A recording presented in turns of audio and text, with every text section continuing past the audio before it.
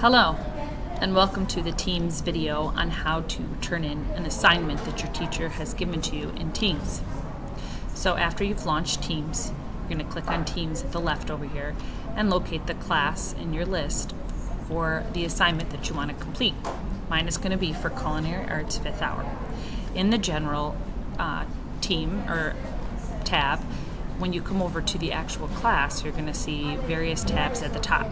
You can access the assignment in two ways.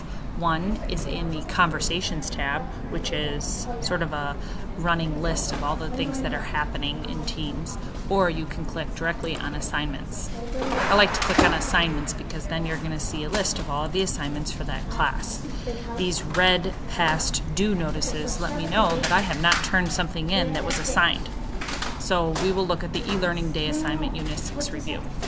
When I click on that, I'm going to get a lot of details about that specific assignment.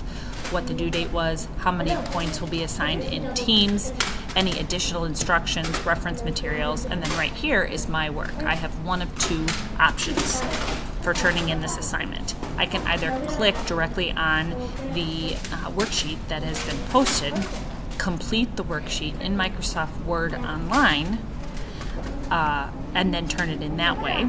As you can see here, the assignment is opening up in Word. So I can type right in this document, complete the assignment. Okay, you will see it saves automatically up here at the top. So I could complete the assignment, then I would click close up here. There's no need to save because in Word Online it automatically saves for you. So I could click close, and then once I'm done with the assignment, I can click turn in. Now this says turn in late because I'm past the due date of March 2nd. Now once the assignment is turned in, you're going to see a cute little animation so that you know that it has been turned in. Now I just wait for my teacher to grade it, and once I go back to the assignments, I will see any feedback also with points show up here. Thanks for watching.